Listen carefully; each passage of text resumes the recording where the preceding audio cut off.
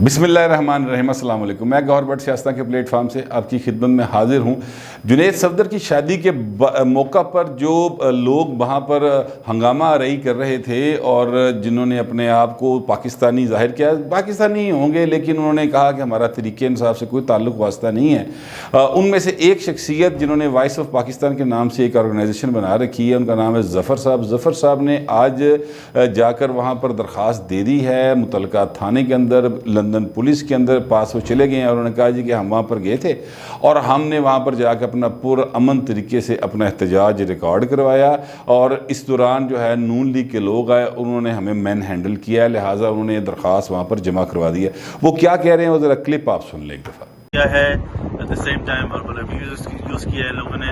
मुझे ज़ाती तौर पे मेरे साथ उन्होंने जो है वो बड़ी बदतमीजी की है, मुझे लाते मारी हैं और इसके अलावा जो वर्बल अब्यूज़ किया है वो बेसिकली इसका जिक्र भी नहीं किया जा सकता क्योंकि बिल्कुल तहजीब से आ रही थी सारी बातें। लेकिन यहाँ पे मैंने ये सब रिपोर्ट किया है कि हमारा डेमोक्रेटिक राइट जो हमने एक्सरसाइज करने की कोशिश की, पब्लिक यानी सेफ्टी को हमने कोई नुकसान नहीं पहुंचाया, हमने किसी को अप्रोच नहीं किया, किसी से कोई बदतमीजी नहीं की। रादर ये लोग अक्रॉस द रोड थे, रोड क्रॉस करके हमारे पास आए, हम पे इन्होंने अटैक किया है और इन्हें डिस्पर्स कर दिया। ज़फ़र भाई के मुताबिक उन्होंने दरख्वास्त दे दी है और अब पुलिस ने उन्हें कहा है कि वो इस हवाले से जो ज़ाब्ते की कार्रवाई है वो करेंगे। अब इससे मुस्लिम लीग नून के जो कारकुन हैं वो एक परेशानी का शिकार हो सकते हैं, थोड़ी सी मुश्किल में पड़ सकते हैं। उसकी वजह क्या है? उसकी वजह यह है कि वो लंदन पाइन लाहौर नहीं गा, ठीक है, जहाँ पर आप SHO, DSP, SP, CCPO सब जगह पे आप सिफारिश लड़ा सकते हैं। वहाँ पर ऐसा नहीं होता और वहाँ पर जो कानून है वो ये है कि आप एक दूसरे के आमने सामने खड़े होकर जो मर्ज़ी मतलब गालम गलोच करते रहें, एहतजाज करते रहें, लेकिन ये नहीं हो सकता कि आप किसी को पुश करें, किसी को थप्पड़ मारें, किसी को टांग मारें। कोई कसूरनुमुकी नहीं हो सकती, किसी को आप मैन हैंडल नहीं कर सकते। जैसे ही किसी ने दूसरे को हाथ लगाया वहाँ पर फौजदारी कार्रवाई शुरू हो जाती है और वहाँ पर क्या कहते हैं कि पुलिस जो है वो उसका काम शुरू हो जाता है, फिर वो इन्वेस्टिगेट करती है। अब इस वाक़े की बहुत सारी चूँकि फुटेज बन चुकी हैं और फुटेज जो हैं वो नेट पर भी मौजूद हैं, वहाँ पर साफ़ी थे उन्होंने बनाई, आम लोगों ने बनाई। इसके अलावा CCTV कैमराज जो हैं वो चूँकि पूरे लंदन में लगी हुई हैं। मैं नहीं समझता कि कोई एक ऐसा इलाका होगा जहाँ पर CCTV कैमरा ना हो, और उतों दे CCTV कैमरे साढ़े नाल दे नहीं होंगे कि यहाँ पर वो जनाब वो फटदा ही नहीं, मतलब पता ही नहीं चलता कि कौन था, चेहरा वाजे नहीं, वो हर शय वाजे कर लेते, वो बड़ी जदीद टेक्नोलॉजी के उन्होंने लगाए हुए हैं, तो वो उससे हासिल किया जा सकता है और वो ज़ाहिर है पुलिस करेगी। और उसके बाद जो मुतलका लोग होंगे जो इस काम में उन्हें नज़र आएंगे उनको कॉल करके उनका मौक़िफ़ सुनेगी। वहाँ पर ये नहीं होता कि जनाब तुझे दरख्वास्त दी, पर्चा हो गया तो फौरी तौर पर बंदे फाड़ लो, इस तरह से नहीं होता। जब तक कि वहाँ पर कोई नक्शे अमन का ख़तरा ना हो या उस शख्स के कहीं भाग जाने का ख़तरा ना हो और सच्ची मुची ख़तरा ना हो, ठीक है, कि वो बंदा नस जाएगा, तब तक ऐसा नहीं होता। पुलिस जो है वो उनको बुला के बाउंड कर लेती है कि जनाब जब आपको बुलाएंगे, वो वकील के साथ जाता है, वहाँ पर लिख के देता है, वो पूरा एक प्रोसीजर है जो वो करवाते हैं और उसके बाद बंदा फंस जाता है। बहरहाल वो एक मसला है। पहले भी इससे मैं आपको याद दिलाना चाहता हूँ कि एक दफ़ा ऐसा हुआ था कि यही लोग, यानी वो अब तो ये कह रहे हैं ना कि हम PTI के नहीं हैं, लेकिन तब जो लोग गए थे उसमें तारक महमूद चौधरी साहब जो पहले पाकिस्तान फ्रंट के नाम से एक बना के जिन्होंने फोरम बनाया हुआ और वो पहले उन्होंने अनाउंस किया था जुनैद सफदर की शादी पर हंगामा रही का, फिर जिसले तड़ी लगी तो फिर डर के वापस ले लिया सी। वो साहब 2019 में इस तरह करने के लिए गए थे, 19 के 20 में शायद वो इस तरह करने गए थे। वहाँ पर फिर काफ़ी हंगामा रही हुई थी और जुनैद सफदर और हुसैन नवाज साहब के साहबजादे जो हैं उन दोनों की हाथापाई हो गई थी इन लोगों के साथ। और उसकी वजह ये थी कि जनाब ये उनकी जो अपार्टमेंट्स हैं उसकी हदूद में दाखिल होने की कोशिश कर रहे थे, जिस पर उन दोनों बच्चों ने रिएक्ट किया था। उसके बाद फिर ज़ाहिर है कि पुलिस आ गई, जुनैद सफदर भी गिरफ़्तार हो गए, हुसैन नवाज भी हो गए, दूजी पार्टी दे हुसैन नवाज के साहबजादे दूजी पार्टी के लोग भी हो गए। लेकिन फिर जाके जब पुलिस ने उस मामले को देखा तो फिर उन दोनों को बहरहाल ज़मानत पर रहा कर दिया गया था। इस तरह का मामला जो है वो होता है वहाँ पर।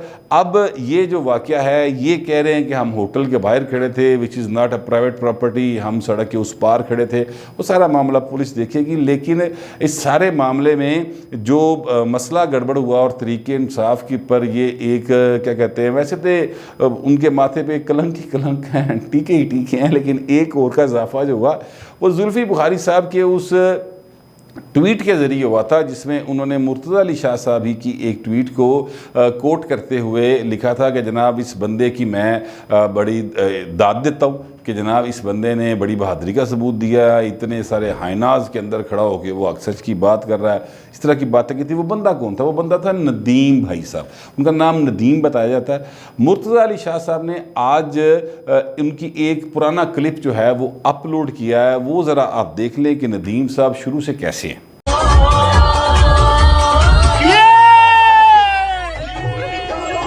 शर्म कुछ हुंदी है, हया कुछ हुंदी है, रोला पानी दे बाजार कुछ हुंदी है, मैनू टोक के पूछदे हो क्यों निकाला मुझे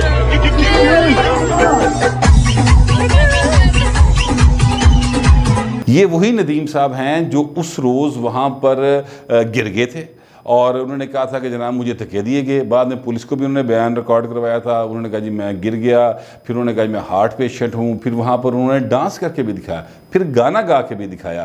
तो वो इस तरह के सारे जो टोपी ड्रामे थे वो नदीम साहब उसके पुराने आदी हैं। वो साबित होता है इस वीडियो के साथ, ये जो मैंने आपको क्लिप दिखाया है ये मुर्तज़ा अली शाह साहब ने किया। और मुर्तज़ा अली शाह साहब के मुताबिक ये वही शख्सियत है। पहले ये जो है वो क्लीन शेव थे, बाद में फिर उन्होंने मतलब दाढ़ी छड़ी रख ली, कोई इस तरह से कर लिया, तो वो अब उनकी शक्ल थोड़ी सी डिफरेंट लगती है। ये तस्वीर जो है, ये जो क्लिप है, ये कोई 2-4 साल पुराना है, जबकि जो मौजूदा हालात थे वो आपके सामने, वो मैं आपको दिखा चुका हूँ पहले भी कि जनाब वो उसमें इन्होंने क्या किया था। अच्छा, अब जुनैद सफदर साहब की जो शादी है और ये जो नदीम साहब के गाने हैं, उससे एक और चीज़ बड़ी मज़ेदार सामने आई है। जुनैद सफदर साहब जो हैं उन्होंने अपनी शादी के ऊपर एक गाना गाया और उनकी ये वीडियो जो है बड़ी वायरल हुई है हर जगह के ऊपर। ये भी मुर्तज़ा अली शाह साहब जो हैं जियो के रिपोर्टर हैं, वहाँ पे बड़ा सीजन किस्म का सहाफ़ी है, गल दे मगर लगा रहता है, परसू करते हैं माशाल्लाह। उनकी बड़ी अच्छी अप्रोच है न्यूज़ सेंस के हवाले से। तो उन्होंने इसको किया, उसके बाद फिर ज़ाहिर है मुख्तलिफ लोगों ने इसको ट्वीट करते गए। तो वो आप ज़रा गाना सुने।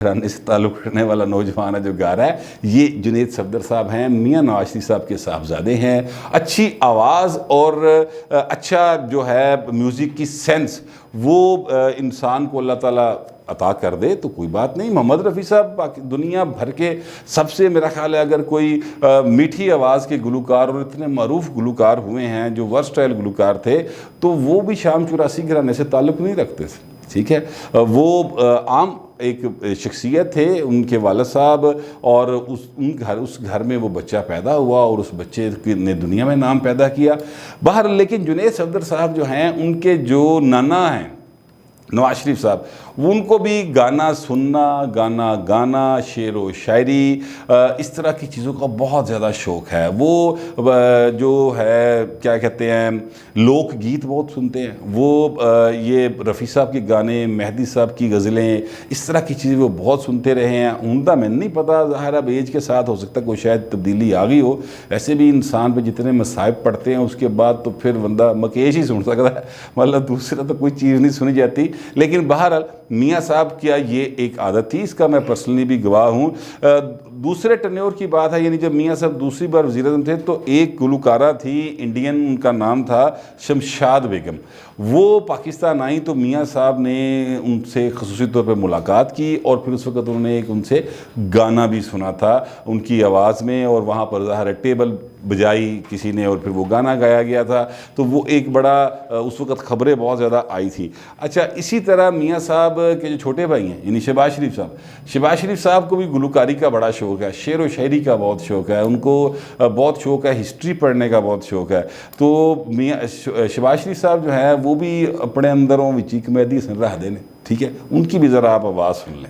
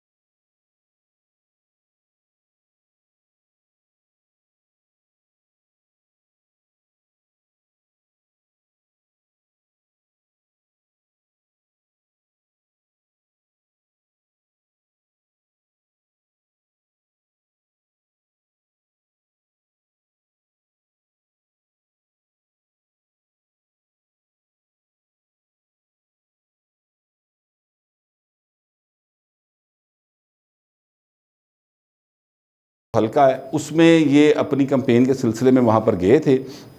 वहाँ पर किसी ने एक तकरीब रखी हुई थी, वहाँ पर ये को गुलकार जो है वो गाना गा रहा था, तो मियाँ साहब ने माइक पकड़ के ख़ुद भी गाना शुरू कर दिया। वैसे आवाज़ माड़ी मियाँ शहबाज शरीफ दी कोई नहीं, मतलब ये भी गलत बंदा बात करे। और इसी तरह अगर आप नोट करें तो हमज़ा शहबाज शरीफ साहब हैं, हमज़ा शहबाज शरीफ साहब जो हैं उनको भी गुलकारी का बड़ा शौक़ है, और हमज़ा साहब शेर व शायरी का भी शौक़ रखते हैं। अच्छा, ये सारे शौक़ जो है ना, ये मेरा ख्याल है कि जिसकी हिस्सें बहाल होती हैं इंसान की, एक नॉर्मल आदमी जो होता है ना, वो मतलब ये गुलकारी भी करता है, मतलब क्या कहते हैं कि वाशरूम सिंगर तो हर बंदा ही होता है ना, ठीक है, वो गुलकारी भी करेगा, शायरी भी पढ़ेगा, वो शेर कहने की कोशिश भी करेगा, वो अफसाने भी पढ़ेगा।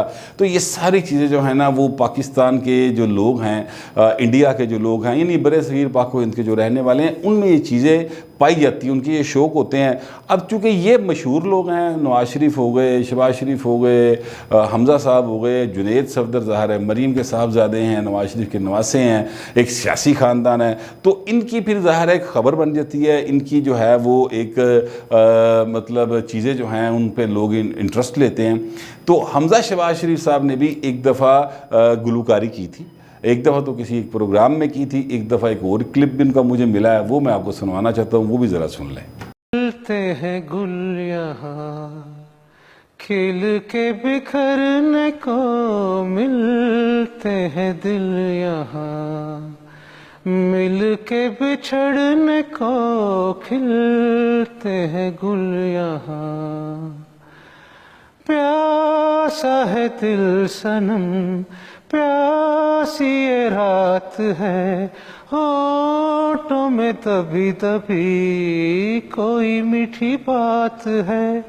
आज 4 पल मिले वो प्यार में गुजार दे, खिलते हैं गुल यहाँ खिल के बिखरने को। तो ये यानी मैं जो बात आपके सामने रखना चाहता हूँ, किसी तंज में नहीं, किसी बुरी सेंस में बात नहीं कर रहा, मैं कहना ये चाहता हूँ कि ये इनके ख़ानदान में, इनके खून में एक्चुअली जुनैद साहब के ये चीज़ शामिल है कि वो गुलकारी से शगफ रखते हैं। और बड़ी अच्छी बात है, बच्चा बड़ा प्यारा है, मुझे तो उसका फेस बड़ा क्यूट सा फेस लगता है, और वो अपनी शादी के ऊपर गाना गा रहा है। हमने ये फिल्मों में देखा है। फिल्मों में ऐसा होता था, कोई वहीद मुराद की फ़िल्म हो गई, कोई नदीम की फ़िल्म हो गई, कोई जो पुरानी 60s 70s की फ़िल्में थी 80s की, उसमें ऐसा होता था कि ये जो गुलू है हीरो है, या वो अपनी महबूबा दे किसी होर नाल विआह दे उत्ते गाना गा रहा है कि जनाब वो छड़ के चलिए,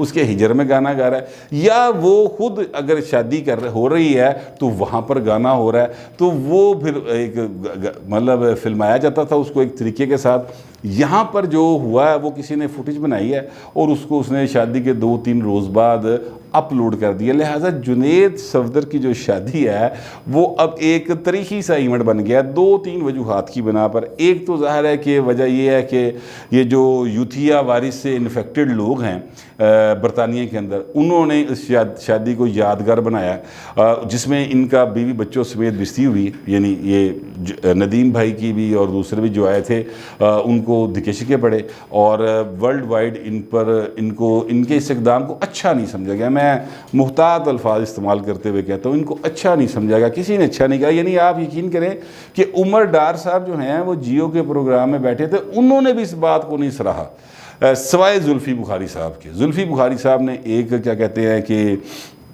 जज्बाती हो के या हलाशेरी देने की कोशिश की कि इन काम नूं वधाया जाए, तो वो एक वाक़या हुआ। एक तो उस वजह से जुनैद साहब की शादी हमेशा याद रखी जाएगी।